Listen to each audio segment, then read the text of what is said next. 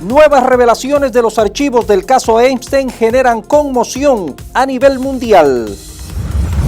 El presidente de Colombia, Gustavo Petro, denunció que existe un plan para asesinarlo y desestabilizar su gobierno.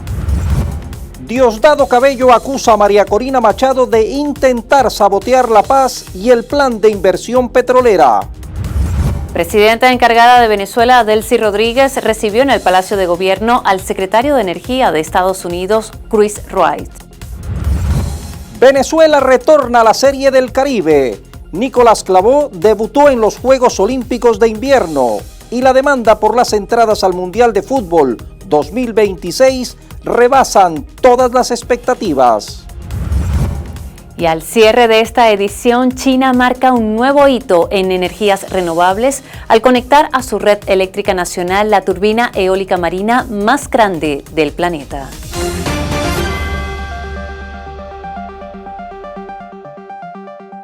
Mientras los archivos del caso Epstein conmocionan al mundo, aquí Venezuela y Estados Unidos sientan las bases para una asociación energética a largo plazo. Bienvenidos a las noticias, Melanie. Ya listos para repasar el panorama noticioso de los últimos días. Comenzamos.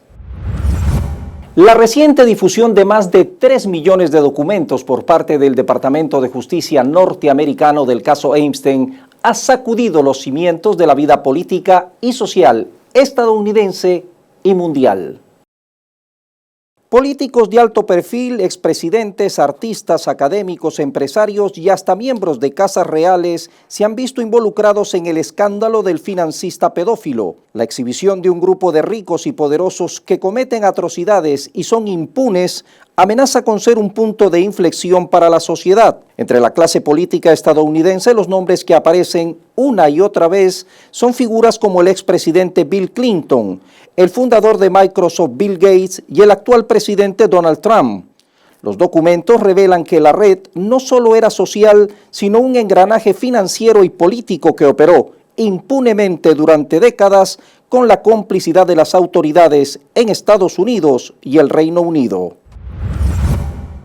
Luego de enviar 2 buques con más de 800 toneladas de ayuda humanitaria a Cuba, México informó que enviará más insumos a la isla, destacando que nadie puede mirar hacia otro lado ante la situación que está viviendo el pueblo cubano, al tiempo que calificó de injusta la medida de Estados Unidos de imponer aranceles a los países que vendan o envíen petróleo a la mayor de las Antillas. Sí va a haber más apoyo. El pueblo de México siempre es solidario. Nadie puede ser omiso a la situación que está viviendo en este momento el pueblo de Cuba por las sanciones que se están imponiendo a cualquier país que envíe petróleo por parte de Estados Unidos de una manera muy injusta. No tienen combustible para los hospitales, para las escuelas. Entonces, sufre el pueblo. Nosotros vamos a seguir apoyando y seguimos haciendo todas las acciones diplomáticas necesarias para poder recuperar el envío de petróleo. Porque no se puede ahorcar a un pueblo así, de esa manera. En medio de fuertes protestas que dejaron varios heridos, el Senado argentino dio luz verde el 12 de febrero a la reforma laboral del presidente Javier Milei.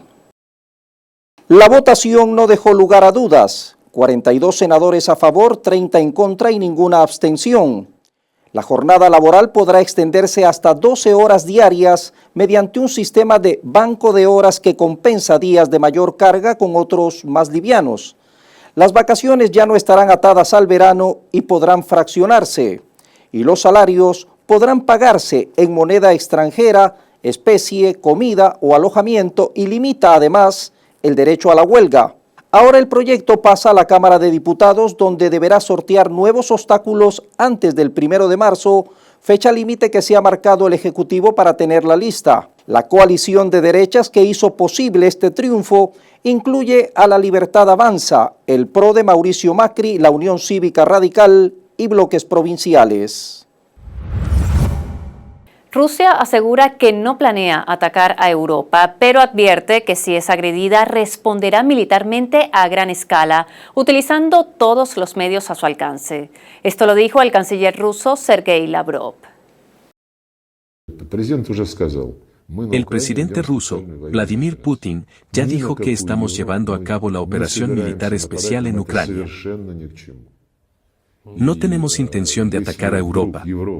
No nos sirve para nada. Si Europa llegara a cumplir sus amenazas de prepararse para una guerra contra nosotros y comenzara a atacar a Rusia, el presidente Putin declaró que, por nuestra parte, no se trataría de una operación militar especial, sino de una respuesta militar con todos los medios a nuestra disposición, de conformidad con los documentos doctrinales al respecto. El mundo se encuentra, según un informe de la Conferencia de Seguridad de Múnich, en una era de política de demolición, liderada por el presidente de Estados Unidos, Donald Trump. Esto está poniendo el orden internacional de décadas de antigüedad bajo una presión sin precedentes, según el informe hecho público el 10 de febrero. Se describe a Trump claramente como la figura que desafía las reglas e instituciones existentes, argumentando que su enfoque corre el riesgo de desmantelar alianzas y normas de larga data. Tras 80 años de su inicio, el orden internacional liderado por Estados Unidos después de 1945 está ahora bajo una política de destrucción, señala el informe. El presidente de Colombia, Gustavo Petro, denunció que está en marcha un nuevo plan para asesinarlo y afirmó que intentaron ponerle sustancias psicoactivas en su vehículo para sabotear su encuentro con Donald Trump. Yo tengo que confesar aquí, decirlo, que vengo en 2 días, no en brazos del amor, sino escapándome de que me maten. Por eso anoche no pude llegar 2 horas, porque no podía aterrizar en donde dije que había que aterrizar, pero ni siquiera los donde tenía que aterrizar prendieron luces. En cambio, por la mañana no aterricé donde tenía que aterrizar, porque tenía que el helicóptero lo iban a disparar. Entonces cogimos mar abierto 4 horas y llegué a donde no tenía que llegar, pero llegué. Y vengo así. Entonces, hay un general que ordené retirar de la policía. Tiene una misión extraña, alguien le dio la orden, no, obviamente no nosotros, para ponerme sustancias psicoactivas en el carro. Ese tiene que ver con usted. Ya no es su casa, era para eso. Y tenían como misión destruir la reunión con Trump, de alguna manera u otra. Ya se destituyeron varios, pero eso me coloca en una situación de alarma y con esto peor. China está aprovechando una oportunidad para desafiar el dominio estadounidense en las finanzas globales y ejercer una mayor influencia internacional a expensas del todopoderoso dólar.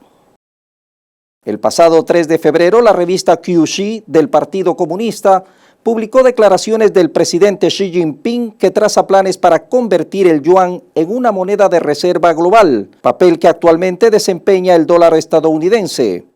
China ha pasado más de una década tratando de integrar el yuan en los mercados internacionales y asegurar su estabilidad como moneda global. Recientemente ha comenzado a cosechar los beneficios de las crecientes inquietudes respecto a la política económica estadounidense y una tendencia conocida como desdolarización. Tras la situación geopolítica mundial, la depreciación del dólar, el alza del oro, cada vez más transacciones del mercado financiero mundial se efectúan en yuanes como parte de la estrategia bursátil china. El gobierno francés se dispone a publicar una hoja de ruta energética clave con el objetivo de alcanzar el 60% de consumo eléctrico en el 2030 con 6 nuevos reactores nucleares y el mantenimiento de las energías renovables. Tras meses de bloqueo presupuestario, el gobierno francés está a punto de dar un paso decisivo en materia energética. El primer ministro Sébastien Lecornu confirmó el 10 de febrero la firma del decreto que formaliza la publicación del programa de energía del país hasta el 2035. Se plantea, además de los 6 nuevos reactores nucleares, la construcción de otros 8. En el centro de esta estrategia hay un objetivo ambicioso: lograr que la electricidad represente el 60% del consumo energético de Francia en el 2030 frente al 30% actual. Para esto se busca descarbonizar el país para revitalizar la producción de electricidad. Autoridades mexicanas revelaron que en los últimos 16 meses han sido confiscadas 18,000 armas a la delincuencia organizada. De ellas, casi el 80% proviene de Estados Unidos, una cifra que expone con claridad la magnitud del problema. Les voy a dar algunos datos que pueden ayudar a entender el problema que tenemos con todo ese armamento y municiones que provienen de Estados Unidos. En la presente administración se han asegurado 18,000 armas largas y cortas. De esas 18,000, alrededor del 77 o 78% provienen de Estados Unidos. Hay otro tipo de armamento más letal todavía. Por ejemplo, las armas calibre 50. Se han asegurado en esta administración 215 armas calibre 50, fusiles del tipo de Barrett.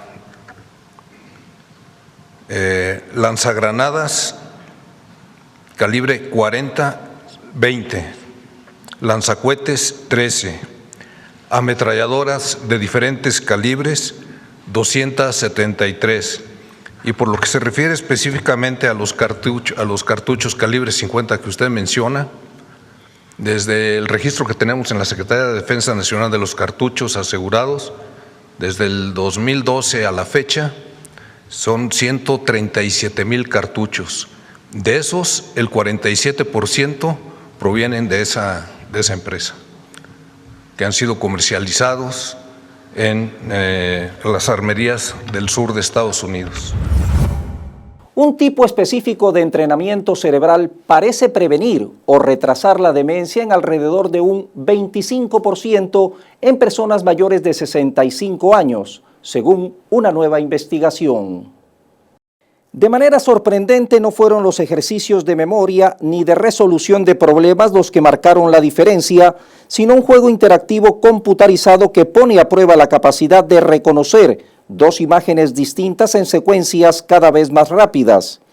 El juego muestra al usuario uno de dos vehículos en un escenario. Luego, una señal de la ruta aparece brevemente en la periferia de la pantalla.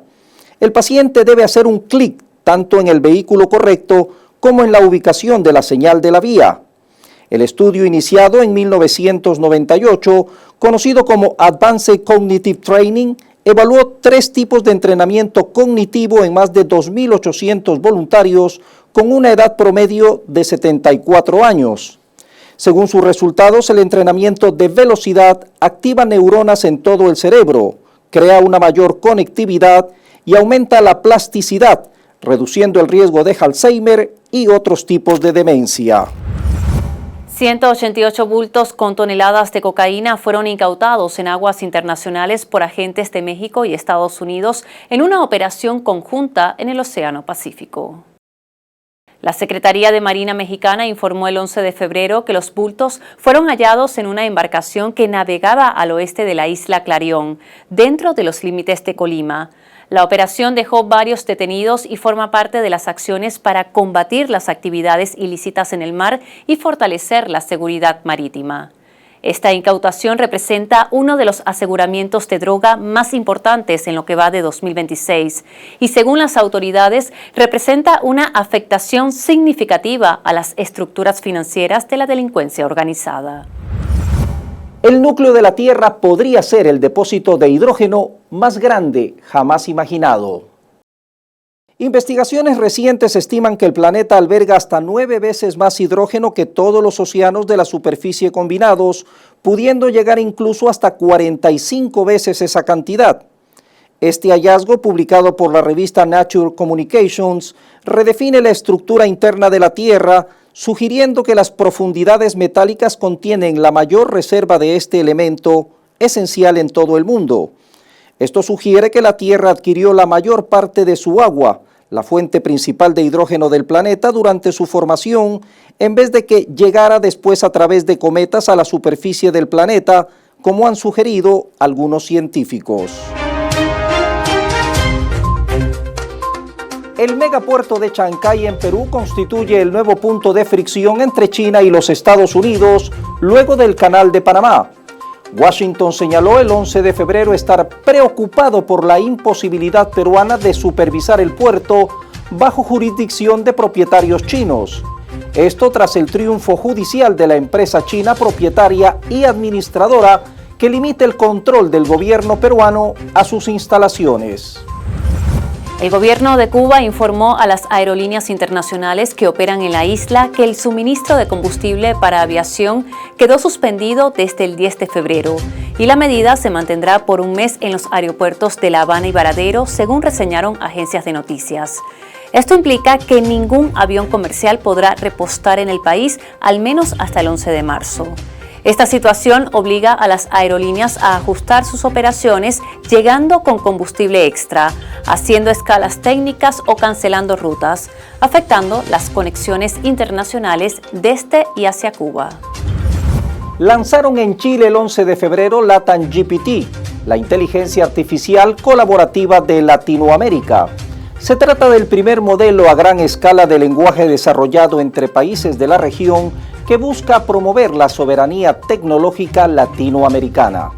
Cargado con alrededor de 230.000 millones de palabras e identidad propia, utiliza información proveniente de todo el continente. El candidato del Partido Socialista de Portugal, António José Seguro, ganó el 8 de febrero la segunda vuelta de las elecciones presidenciales y será el próximo líder de la nación para el periodo 2026-2031.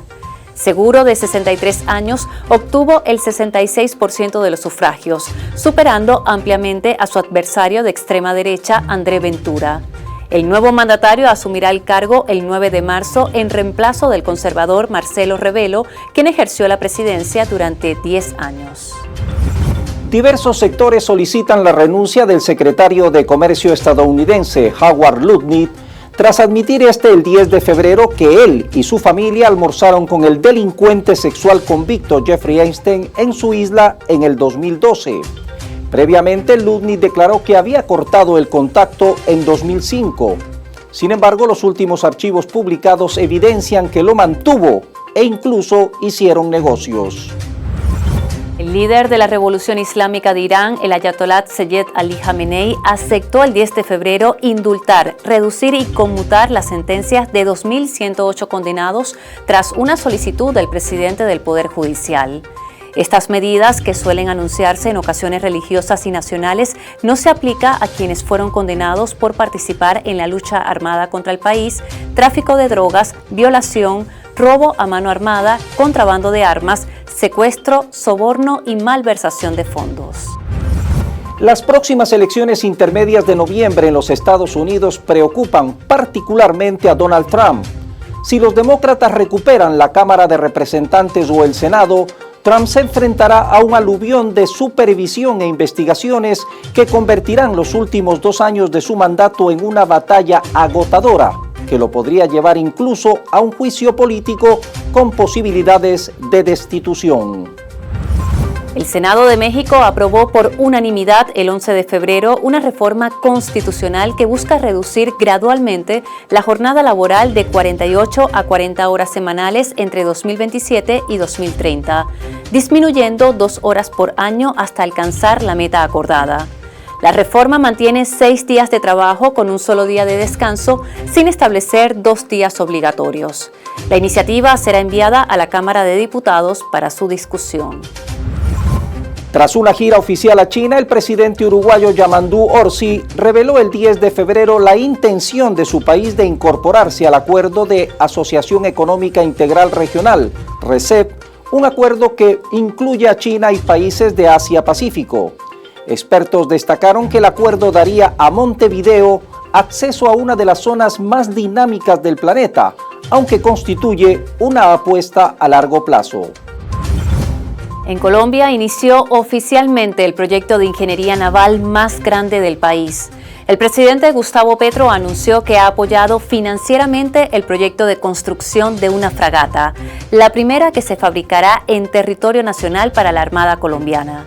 Este avance permitirá convertir a Colombia en el tercer país de Latinoamérica con capacidad para diseñar, construir y sostener buques de alta complejidad tecnológica. El primer corte de lámina se realizó el 5 de febrero. Al menos 9 personas murieron y 25 resultaron heridas el 11 de febrero en un tiroteo masivo en una escuela secundaria en un pueblo rural en la provincia canadiense de Columbia Británica. El incidente es el tiroteo escolar más mortífero del país en décadas. El presunto tirador se habría suicidado, según informaron las autoridades policiales. El ministro para Relaciones Interiores, Justicia y Paz, Diosdado Cabello, aseguró el 11 de febrero que María Corina Machado busca sabotear la paz y el plan de inversión petrolera. Que a Cory no le importa a los venezolanos ni Venezuela. Su único objetivo es tomar el poder. Ha llegado al punto de llamar a ciertas empresas y decirles no vayan a Venezuela, ahí no hay petróleo. Mientras tanto, Cory afina el terrorismo digital contra las empresas que quieren invertir en Venezuela. Por eso es que los que dijeron que iban a venirse para acá el 3, no están aquí. Los que están son los venezolanos que hemos aguantado el chaparrón, que estamos de pie, que luchamos. La presidenta encargada de Venezuela, Delcy Rodríguez, recibió en el Palacio de Gobierno al secretario de Energía de Estados Unidos, Chris Wright. Tras una reunión privada, ambos ofrecieron una declaración conjunta en la que adelantaron los puntos de una agenda energética que busca marcar un nuevo rumbo en las relaciones bilaterales. Y bueno, hemos tenido una agenda de trabajo con puntos focales importantes. El primer punto es el establecimiento de una asociación productiva a largo tiempo, que permita una agenda energética que se convierta en motor de la relación bilateral y que esa agenda energética sea productiva, efectiva, que sea beneficiosa para ambos países. Estoy segura que a través de la diplomacia vamos a superar nuestras diferencias.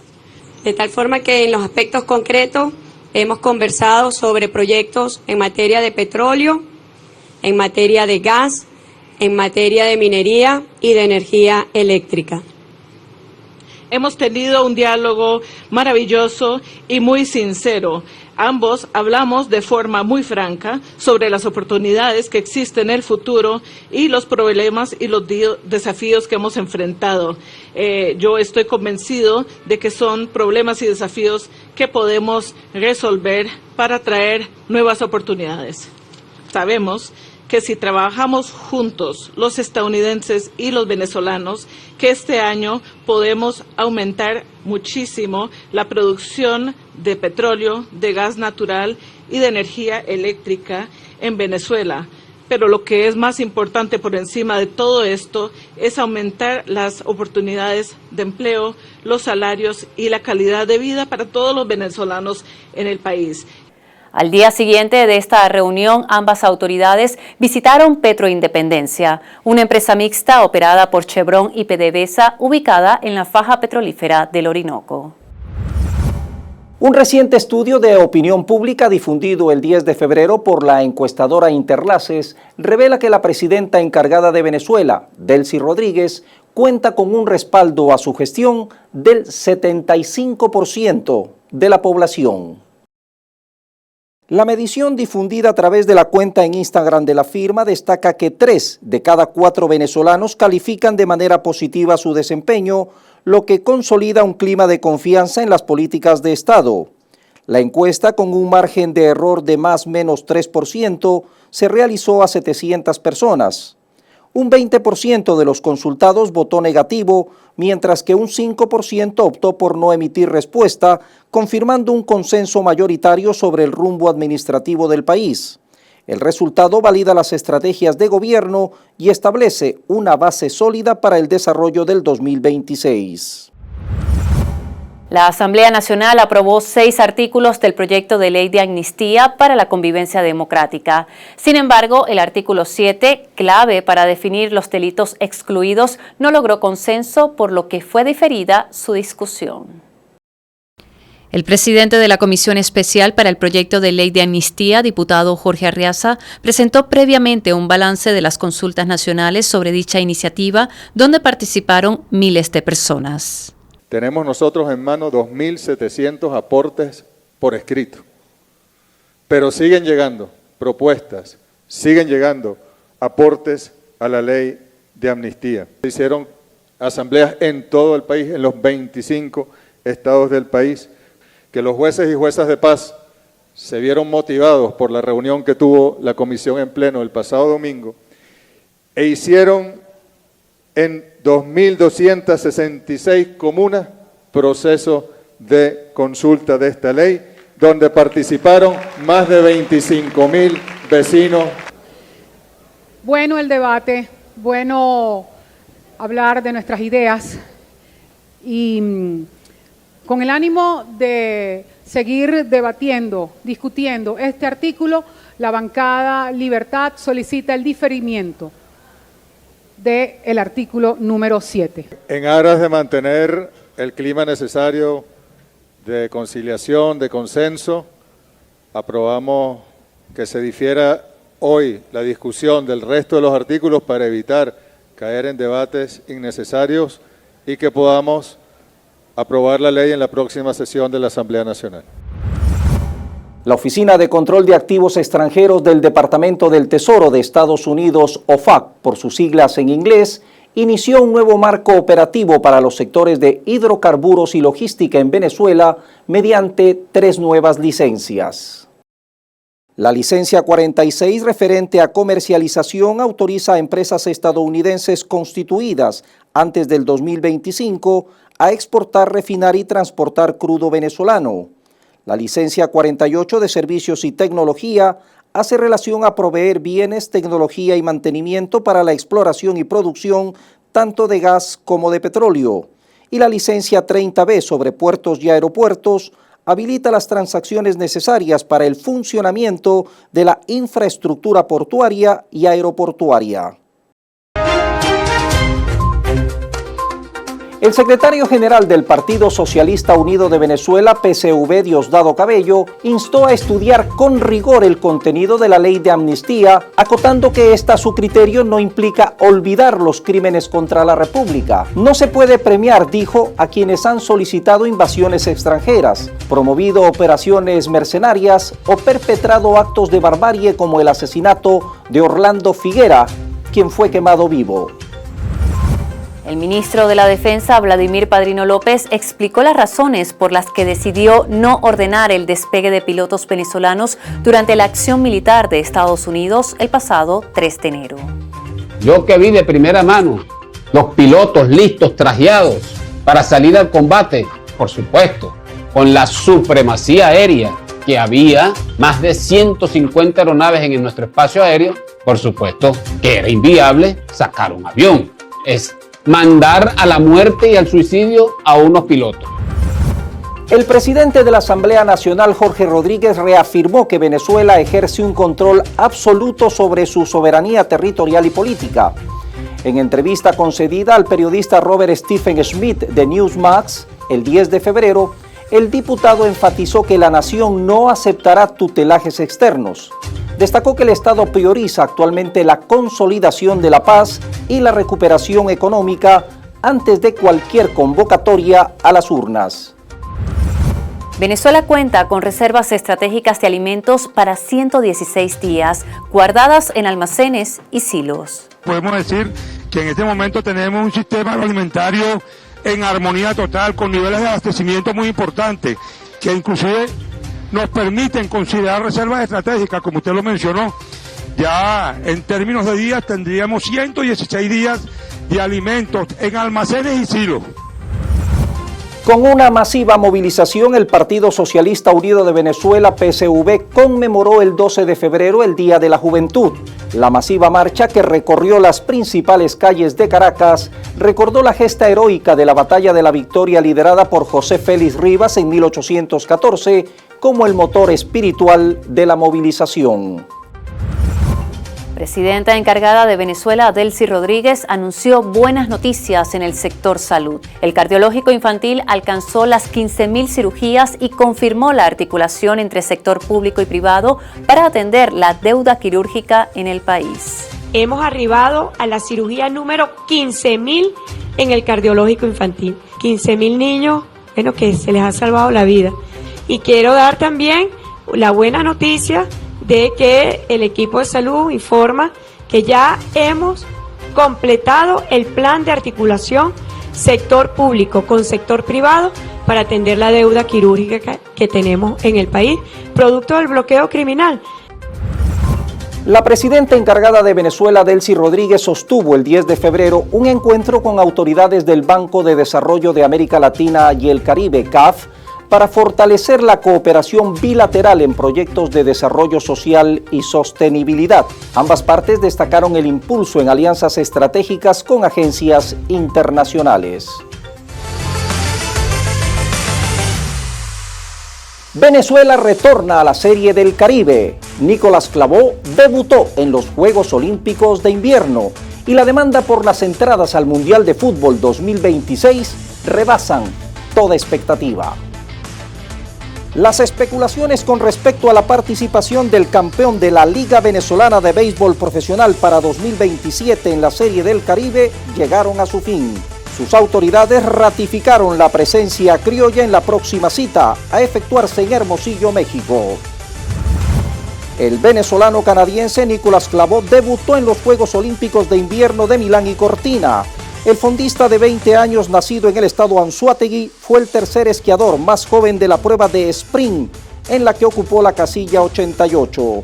Clavó es el sexto venezolano que participa en las justas de invierno.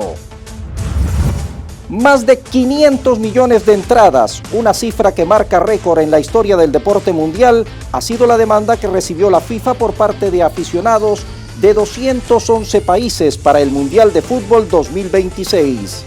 Los pedidos mayoritarios provienen de Canadá, Estados Unidos y México, con presencia también importante de Alemania, Inglaterra, Brasil, España, Portugal, Argentina y Colombia.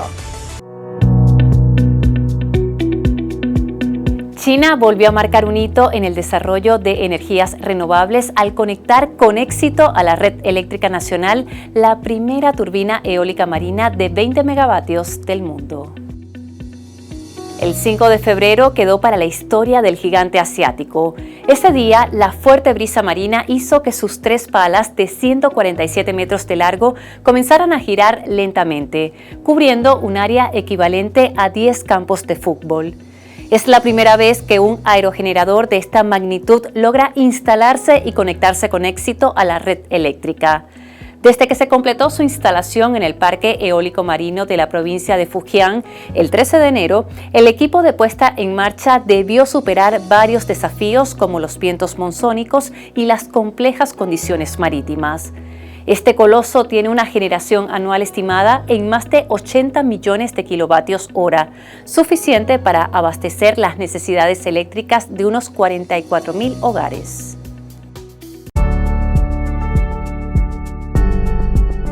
Cada 15 de febrero se conmemora el Día Internacional contra el Cáncer Infantil. El objetivo es crear conciencia y sensibilizar a las personas sobre una enfermedad que lamentablemente afecta a muchos niños y jóvenes. Se busca ayudar a las familias para que sus hijos tengan un diagnóstico oportuno y además el debido tratamiento, lo que a su vez garantiza el derecho a la vida y a la salud. Aunque muchos lo ignoran, Melanie y amigos, son miles los casos reportados de niños y jóvenes afectados por este padecimiento que constituye la primera causa de muerte infantil hasta ahora conocida. Una dolorosa realidad que merece toda nuestra atención. Así despedimos esta dinámica global. Nos vemos en una próxima edición.